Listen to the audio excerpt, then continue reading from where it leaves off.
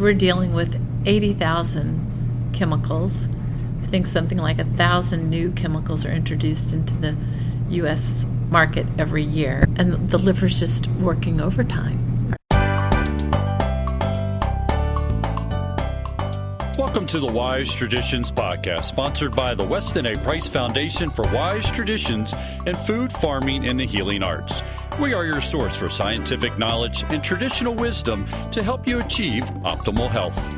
I'm your host, Hilda Labrada Gore, and today we're going to discuss how to help our bodies gently detox. Our guest, Kim Schuette, recommends a host of practical tips on today's program, everything from the benefits of bone broth to dry brushing. Kim is a certified nutritionist and a certified GAPS practitioner. First, I want to take a moment to thank our sponsors. Radical Medicine, cutting-edge natural therapies that treat the root causes of disease at radicalmedicine.com. And Biocult, the experts in probiotics, biocult.com. And Real Milk, nature's perfect food at realmilk.com. Now, on to the conversation with Kim Schuette, which we recorded in Anaheim during the Wise Traditions Conference this past fall. Welcome to the podcast today, Kim. Thank you, Hilda. It's great to be with you. Everyone has a story. What's your story? How did you get into nutrition and wellness? Well, my interest in nutrition started when I was pretty young. I was about 15. And I had just been diagnosed with hypoglycemia. And so I was trying to figure out, well, what should I be doing? And at the time, my doctor just recommended that I keep rock candy in my purse so that if my blood sugar got too low, I could get it back up. Rock candy? Rock candy. And I thought, that is so odd. Why would you recommend something that I think isn't real good for you? And I stumbled upon a book by William Duffy called Sugar Blues. Oh, I've heard of that. Yeah, it was written, I think, in 1965, and I just devoured it, and I was shocked at all that I learned about sugar. And so that really was the starting point for me. Oh, interesting. You know what? I think I was undiagnosed hypoglycemic. It was the kind of thing, if I didn't eat often enough, I would start kind of shaking and sweating. And exactly. I thought, I guess I'm just one of those people that needs to eat often and have rock candy in my purse. Right, exactly. Wow. And honestly, it's the result of growing up on this modern diet with a heavy emphasis on carbohydrates. So where has this taken you? First of all, let me go back and ask, has your hypoglycemia disappeared? Oh yeah, completely resolved. It was incredible to get to a point where I could go 4 to 5 hours, 6 hours in between meals and feel completely steady and stable. Because I was so used to grabbing, some sort of sugar. I mean, I grew up with every kind of junk food you can imagine, and literally eating powdered Tang by the spoonfuls. Oh my as a quick snack after school. Well, and I bet now there are people like this too who think, I'm just one of those body types, or I'm hypoglycemic, so I need to grab a candy bar or an energy drink, right? Mm-hmm. And so how did it go away? How did it resolve? Well, it resolved because I figured out what type of foods my body actually needed. Now, it took a while because initially, late teens, I decided, well, maybe I need to become vegetarian. Uh-huh. So I went down that path for about 10 years and then realized not only was I hypoglycemic, but I was also anemic. Oh my goodness. And then I had a friend that kept telling me about this book. I was introduced to Nourishing Traditions. Okay, prior to that, I had figured out, okay, being vegetarian isn't working for me. Started adding fish back into my diet, but what I really craved was red meat. I mean, I would just crave it, dream about it. So even as a vegetarian? Oh, yes. And I'll never forget an older friend of mine. We were dear friends. We were in a church together, and we were about, I think, the only people that cared about holistic nutrition. So we became fast friends. And I remember her coming over one day, and she had roasted a little piece of lamb, and with all the fat intact. And I just felt like I had died and gone to heaven. I mean, my body immediately lit up. Oh, so you ate it? Oh, I ate it. Yes, I ate it. And then I learned about Nourishing Traditions by Sally Fallon. And it was funny, our doctor at the time was a very gifted holistic osteopath, and he became a very dear friend of ours. He kept saying, "You've got to look at this book." And every time I would open Nourishing Traditions in his office, it would open to the page on sweetbreads or the page on liver pate. And I just wasn't ready to go there yet. But then finally I grabbed a copy and just started reading from cover to cover. And it resonated with me on all levels. What I really want to focus on today, someone told me that you're kind of an expert on gentle detox. And I've heard of fads and, do our 7-day detox with these juices, and they all intimidate me. I don't know also if they're just trying to promote their products. So what's your take on gentle detox, and what's the purpose of it? Well, the purpose of gentle detox is to support our organs that are designed to help us detox every day for the rest of our life. So the purpose is to support the liver, the kidneys, the intestinal tract, the skin, the lungs. And we call it gentle detox, and we contrast that with some of the very extreme, like 3-day fasts that people go on. Mm-hmm. And there is a place for some people to do a 3-day fast. But when you're talking about people that have hormonal imbalances, and especially blood sugar regulation issues like hypoglycemia or insulin resistance, and you take that individual that is challenged with hypoglycemia and you put them on a 3-day juice fast, and they're going to have so much blood sugar dysregulation, mm-hmm. they're going to feel wiped out. Mm-hmm. So the idea behind gentle detoxification is that we're using complex homeopathic remedies or chemotherapies, which are plant stem cell extracts, mm-hmm. that have an affinity for different tissues or organs in the body, to help the body gently open up the emunctories, open up those organs of elimination, and break down certain compounds. So we can actually use remedies in different combinations depending upon the person's history, their medication history, vaccine history, etc. And so we can, in a very subtle way, help the body start being more efficient in what it was designed to do, which is to detoxify. Right, and a body that's functioning well could and should, in a perfect world, be able to do that on its own, right? Right. But our bodies need some help, probably. Right, because we're dealing with 80,000 chemicals. I think something like 1,000 new chemicals are introduced into the U.S. market every year. I've heard people say that. Can you be more specific? What kind of chemicals? Are you talking about the kind that are emitted from factory pipes or something? Well, sure. I mean, you've got methyl mercury that's being emitted from industries that are burning coal tar. Mm-hmm. And all of us are being exposed to methyl mercury in the atmosphere. But we've also got the chemicals that are in our foods that the FDA allows, mm-hmm. to be in our food, many of which we know are known carcinogens, meaning they have the ability to help the body create cancer. So we've got the chemicals that are in our food. We've got glyphosates that are the glyphosate that makes up Roundup, Ready Roundup. And okay, the glyphosate. I know what you're talking about.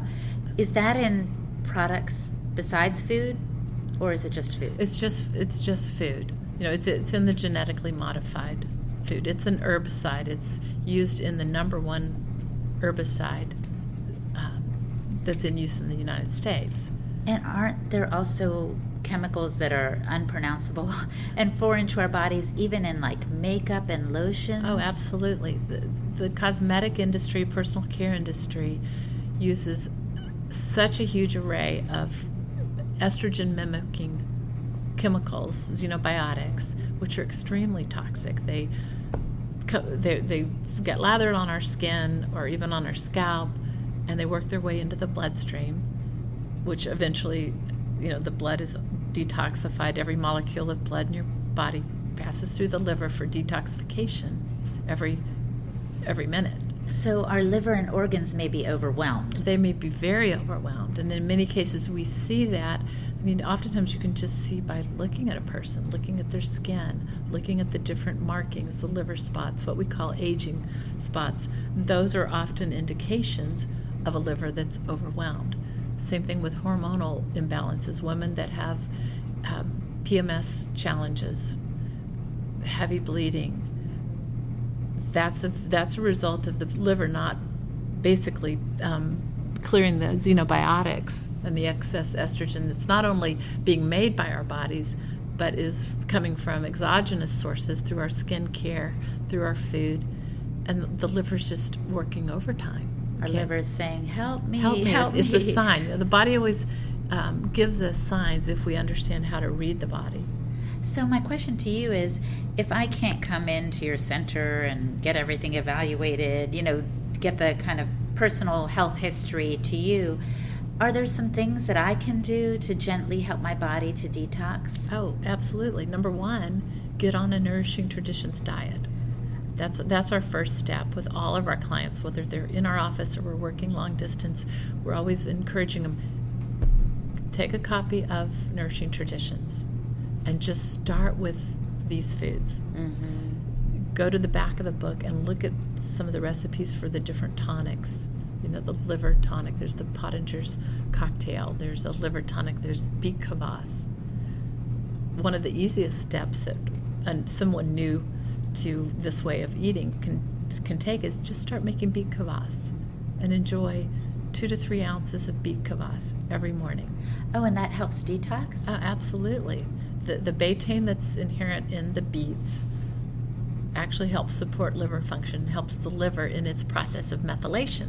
Methylation is necessary, is a detoxification process that's necessary to break down all these excessive xenobiotics that we've been exposed to. Okay, so step one is to try to eat this Nourishing Traditions diet. And if someone is like, oh, I don't have money for the book, or I don't know why you're trying to sell the book, they could actually just go to the website and get tips on how to start to eat more whole, real foods. That's what we're talking about, right? Absolutely. Get on westonaprice.org and learn. And we've got a great video series that Sarah Pope has put together. That's free, right? It's free. Okay, it's all awesome. free. There's just endless amounts of articles on every health subject you can imagine. So there's a free, very robust resource there just in the website. Excellent. So step one, start eating and moving toward this nourishing diet. Now, what would be the next step? And then the next step, at least for a lot of my clients, we look at what's the state of the gut? Do they have signs of gut dysbiosis, meaning a disordered gut, not are they showing signs of overgrowth of yeast and maybe pathogenic bacteria in relationship to or in ratio to beneficial bacteria? If that's the case, then we take them a little step further as far as diet, in that we put them on the GAPS diet, which is it's a therapeutic diet designed to help heal the gut, gently detox the gut, and it's a temporary diet. It's a short-term diet. Oh, I'm glad you brought this up, because people may not realize that the reason they're having like allergic reactions to food or sensitivities or just discomfort in their digestive system is because they have what's called a leaky gut, right?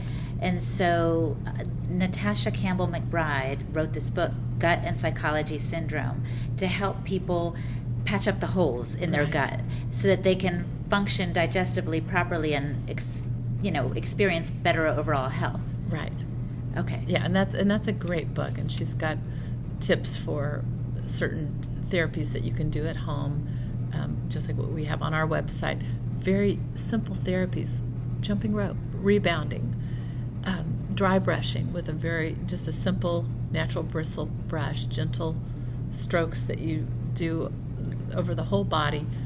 Takes literally 60 seconds. And that helps like your circulation? Right, it helps circulation, but it's primarily helping the circulation of the lymphatic tissue, which your lymphatic system carries toxins to the liver to be eliminated, broken down, eliminated either through the colon or the kidneys. So lymphatic skin or dry brushing is a very simple therapy. We'll get back to the program in just a moment. We like to stop and thank our sponsors. Radical Medicine, cutting-edge natural therapies that treat the root causes of disease. In this modern toxic world, general health guidelines are no longer adequate for most people. Only through radical measures, that is, getting to the true root of disease, can effective healing occur. Radical Medicine describes how to treat modern-day obstacles to cure in order to achieve vibrant health, our most important birthright. Go to radicalmedicine.com. And what's your gut feeling? BioCult is a scientifically developed advanced probiotic containing 14 live bacteria cultures, proven to survive the high acidity of the stomach. Visit the experts in probiotics at biocult.com. And Real Milk, pasture-fed, unprocessed, full-fat, nature's perfect food. Find out about the benefits of real raw milk and where you can obtain it at realmilk.com. And now back to our program. Okay, so step 1, the nourishing traditions. I'm just reviewing. Step 2, see if there's some gut dysbiosis and work on healing the gut. What would you do next? Let's say I'm eating that way and my gut is functioning properly. What next? Well, and you're taking your beet kvass. Don't forget your beet kvass. Okay, beet kvass. Another tonic that can be very helpful for supporting digestion, which is key. You know, we're eating all this great nutrient-dense food, but we want to make sure that we can digest well. So I often recommend that people take apple cider vinegar, preferably raw apple cider vinegar, and then the juice from half a lemon, dilute that in water, and just a couple of ounces, 2 to 3 ounces, and take that before each meal. And that helps the digestive process? Exactly. That helps with digestion, helps encourage the stomach to produce more hydrochloric acid, which is what we need to break down our proteins. So let me get this straight. I might be eating a good diet, but I might not be getting everything out of it that I should be because there's still some little gut issues I may be unaware of. Right. And if you've had a diet that was low in vitamin B6, low in sodium from a good unrefined sea salt like Celtic sea salt, then you may not be producing enough hydrochloric acid to digest your food well. Or if you've been on a vegetarian diet long term, your stomach senses a low protein diet and therefore downregulates its production of hydrochloric acid. The body is smart. It kind of compensates. The body is brilliant, yes. But unfortunately, we kind of shortchange and hinder it ourselves, don't we? Right, exactly. So do you drink the apple cider vinegar before your meals? Do you do these things you're talking about? I do. You know, I don't do them as regularly as I maybe did them, 20 years ago. Uh-huh. But, yeah, there are times that I love starting my day. Just sometimes I'll get up and I'll just have a warm glass of, with a teaspoon of apple cider vinegar and the juice of a whole lemon, and I usually put in a pinch of sea salt. I'll drink that as soon as I wake up. Well, let's say we start doing that. Are we going to notice a difference, do you think? Or is it just something on the inside? Well, some women notice a big difference. I mean, I get more feedback from the women. Uh-huh. I do hear from men that say, wow, I don't have gas anymore.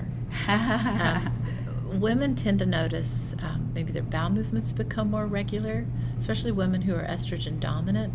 The more the liver is overburdened with excess estrogen to clear, tends to create thick bile, and then that tends to cause constipation. So especially adding beet kvass to your morning routine, that really helps decongest the liver. And then consequently, women will notice that their skin starts to brighten up and clear up, and some of their liver spots may go away, especially if we're adding castor oil packs or occasional coffee enemas. It could be very helpful. Interesting, because I feel like a lot of times we are sold by the ads of how beautiful Jennifer Garner's skin looks in an ad or whatever, and you're like, oh, I better get that product. But you're telling me that if I change the way some things are working on the inside and incorporate some of these drinks and foods, it will change my face and the glowing of my skin. Is that right? Absolutely. And just by including nutrient-dense foods into the diet, especially the animal fats, you're increasing your intake of vitamin A. I always like to remind people There is no vitamin A found outside of the animal kingdom. We have a lot of beta carotene and carotenoids in in vegetables, but we don't have vitamin A. Vitamin A is only found in animal fat. Vitamin A is very critical to the integrity of the skin. Our cells need vitamin A to be healthy. And by adding vitamin A rich foods to the diet, that's one of the best ways to improve your skin. Oh. So butter, cream, egg yolks, liver. And a lot of that stuff sounds tasty. Very tasty and very satisfying. Okay, so you've given us some practical tips of things we can take into our bodies and things we can do, even that dry brushing you were saying, to get things working properly and to detox. What else would you suggest that we could eat or take in to make a difference? Okay, so fat-soluble vitamins most important. So the butter, the egg yolks, liver. And then the next thing I always recommend is bone broth. Bone broth. Bone broth or meat stock.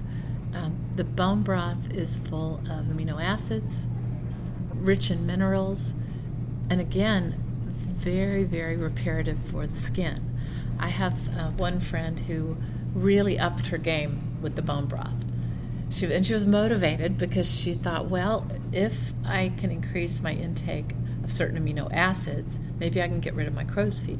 And after about 6 months, those fine lines on her face had completely disappeared. Oh my gosh, that's awesome. So, now I'm more concerned about what that does to the inside of the body. Of course. But you think about your skin is just a mirror or an expression of our internal environment. And so bone broth is just a beautiful and a delicious way to help repair the lining of the gut. What about, for those of us who are a little intimidated by bone broth, I'm like, what do you mean? I don't even know how to get started on this. Am I supposed to, after I ate my rotisserie chicken, toss the bones in water? I don't get how to do it. What would you tell us? Well, first of all, it's so simple. And we have, a video series that Sarah Pope did. And Sarah talks about how to make bone broth. But and once you show someone, they're almost embarrassed at how easy it was. Or how easy it is. Literally, you put your bones in a pot. I always throw in extra chicken feet. Sometimes if I have chicken heads in the freezer, I take those out too. Add some vegetables like celery, carrots, onions. I like to take a whole head of garlic and just chop it in half, throw that in.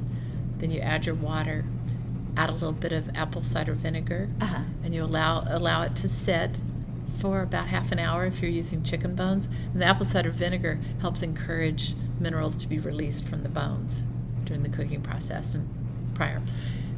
Then you throw in, you can throw in a bouquet of herbs. I love using parsley and sage and rosemary and thyme. Those are my favorites. There's a song about that. There is a song about that, yes. So we call that the Scarborough Fair bouquet.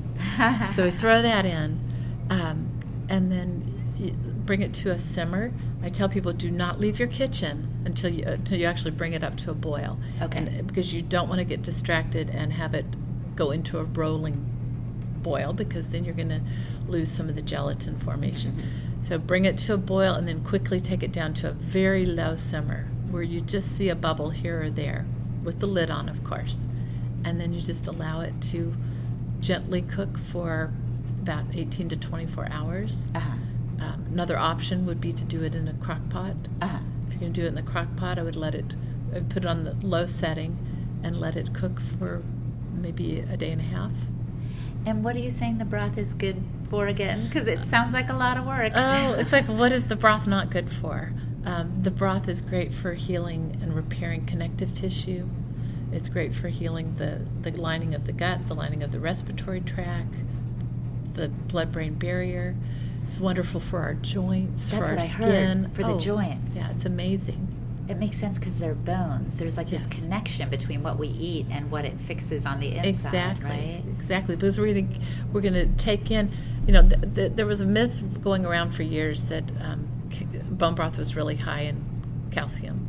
We suspected that wasn't quite the case. So we did some lab studies, had couple of different batches of bone broth analyzed by a lab, and we found what we suspected, that it actually wasn't that high in calcium, but it was rich in a full array of all the minerals that we know make up bone. So there's a very synergistic effect from all of these minerals, as well as the connective tissue that comes from the cartilage as you're cooking the bones with,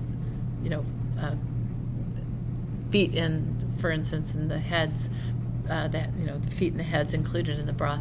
You're getting the amino acids, you're getting the minerals, extremely therapeutic. And maybe they always said chicken soup is good for you because maybe chicken soup back in the day was made like this, right? Oh, absolutely, it was made like this. It wasn't just a little... It wasn't just a box full of powdered imitation chicken flavorings. So is this part of the detox thing? Broth is part of a detox? Yeah, and sometimes we often put people on a broth diet, for instance, using some of the principles that we take from the GAPS diet. The GAPS diet has what is called the introduction diet, which consists of 6 stages. And so stage 1, you're using meaty, what we call meat broth or meat stock, and it's made from meaty bones. So bones with the meat still on them, which is going to be higher in cartilage. And this makes for just a wonderful, gentle detox diet. It's a protein sparer, so your stomach's not having, the whole digestive tract isn't having to work as hard because it's much more easily assimilated and digested. So that is one of the best ways to gently detox, but at the same time provide your body with the amino acids and the minerals that it needs to keep your blood sugar nice and steady. Plus you're getting some of the fat that's also a part of the meat stock. It sounds kind of like a miracle soup. Well, for some people it really is.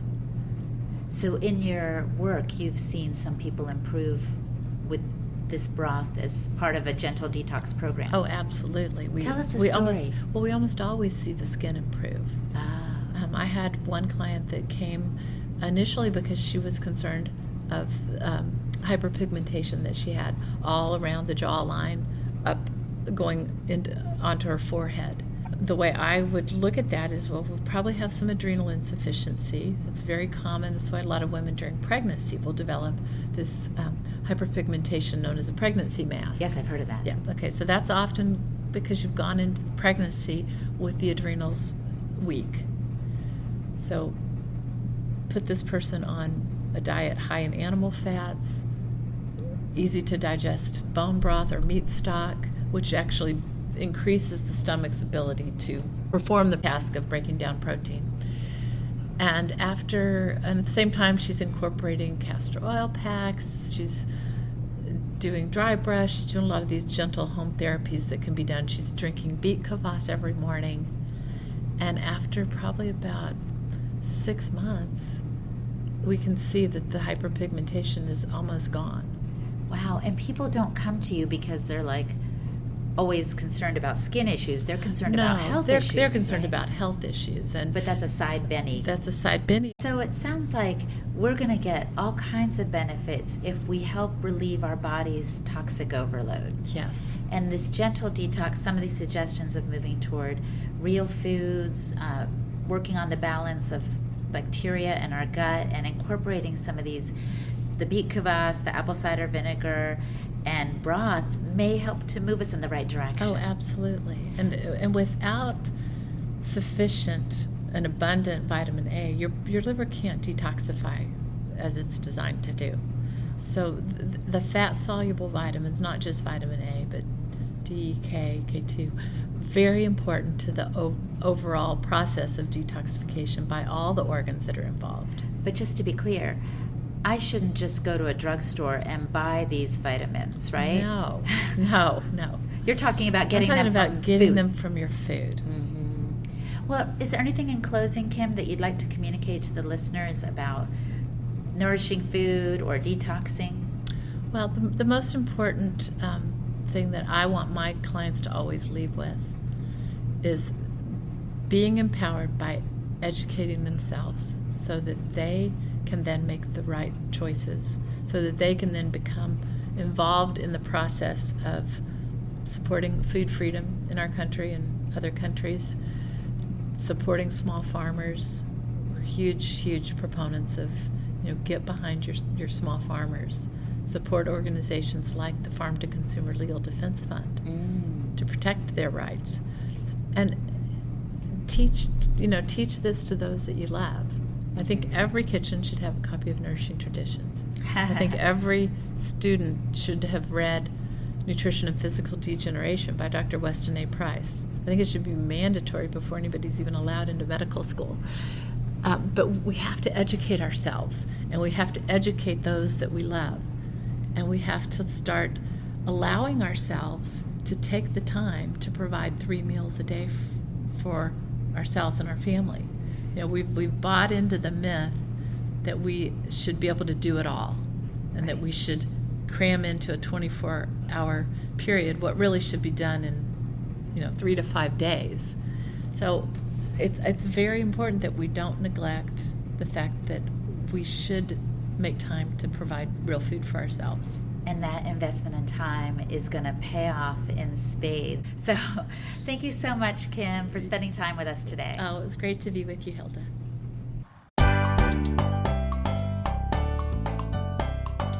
Thanks for listening today. If you like what you heard, please review this podcast on iTunes and let the world know. Also, you can find out more about our guests and today's topic by going to our website, westinaprice.org. Click on the word podcast to find more information and pertinent links.